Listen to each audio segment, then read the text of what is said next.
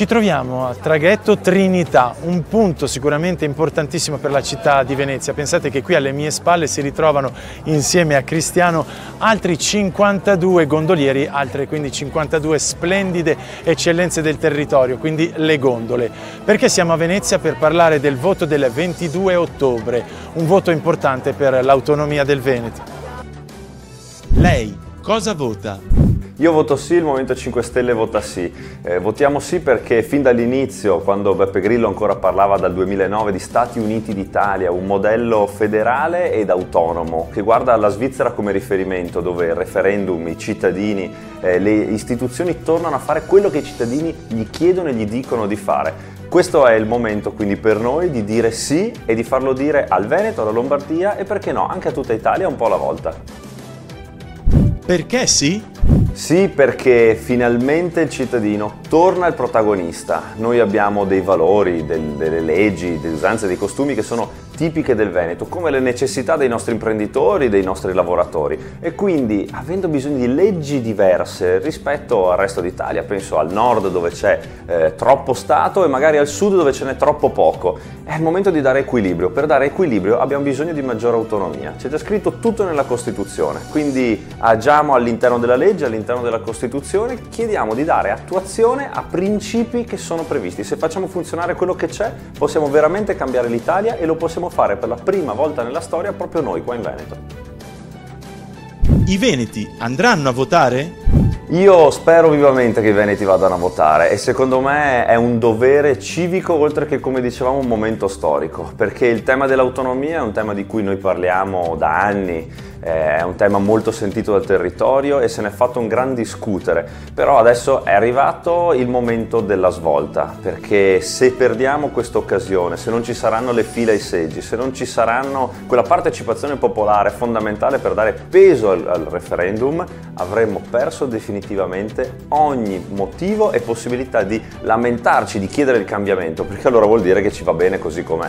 Ma siccome non va bene lo Stato oggi così com'è, ma anzi, il grido è forte e unanime dal Veneto alla Lombardia, ma passando per la Catalogna, per l'Inghilterra, la Scozia, tutti chiediamo che cambino le cose, che cambi questa Europa, che cambino i nostri stati. Adesso, il 22 di ottobre, bisogna andare forte e chiaro a lanciare un messaggio a questa politica. Così a noi cittadini non ci piace come stanno andando le cose, è il momento di cambiare, possiamo farlo, è un momento veramente di svolta, però la partecipazione è tutto.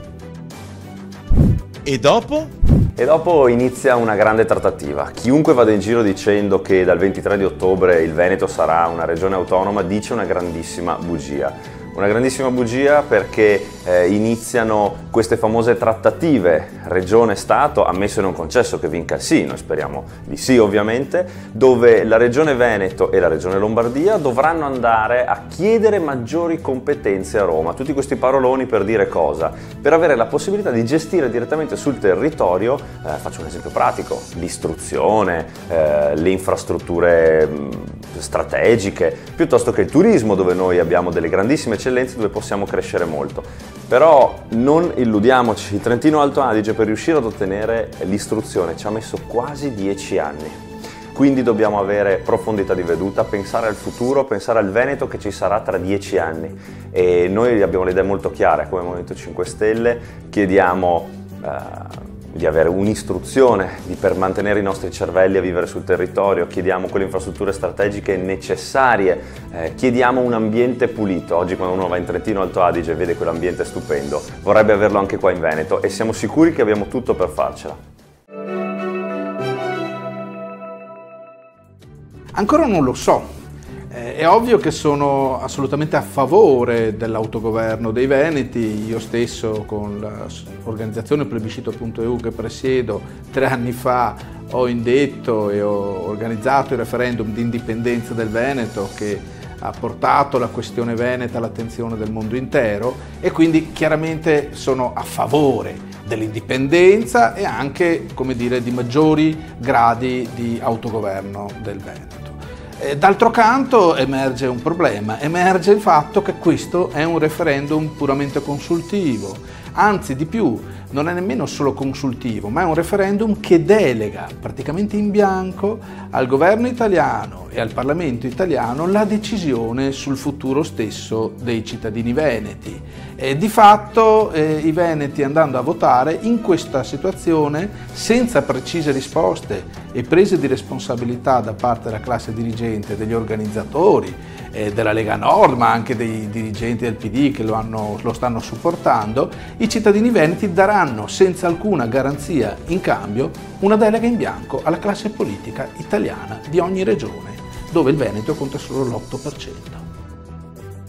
I veneti andranno a votare? Io credo che i veneti in media hanno un più alto senso della responsabilità rispetto a quella che è la media, diciamo, dello Stato italiano. Però sento molti che hanno i miei stessi dubbi, sento molti che si chiedono: ma non è che è la solita presa in giro, come avviene ormai da 30 anni da parte in particolare del partito della Lega, che ha sempre sbandierato la bandiera e la causa del popolo veneto, ma poi l'ha svenduta a Roma senza ottenere nulla in cambio per i cittadini, senza che la situazione sia migliorata, anzi la situazione è anche peggiorata. In 20 anni abbiamo perso addirittura capacità produttiva, il nostro PIL pro capite è arretrato e quindi gli effetti di questa azione politica sono assolutamente negativi. E dopo? Allora, dopo questa situazione si apre un capitolo particolare. Primo bisogna vedere alcuni risultati.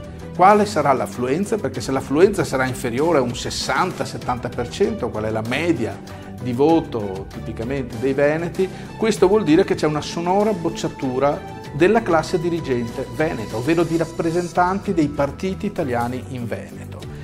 Dovranno assumersene le responsabilità e probabilmente dovremo, come società civile, riuscire a selezionare una nuova classe dirigente che vada a sostituire queste persone che hanno fallito.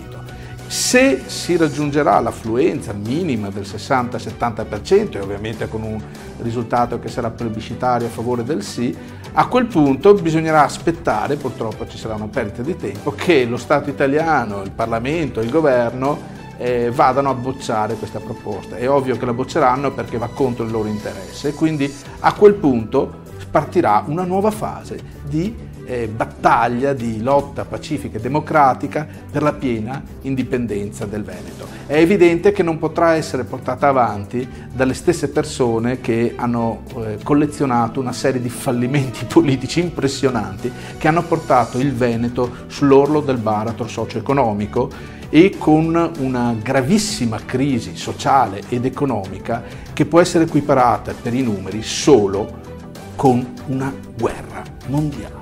Questo è l'esito della politica di questi signori negli ultimi 30 anni, che hanno costretto 10-15 mila veneti ogni anno a scappare dalla nostra terra per potersi fare un progetto di vita.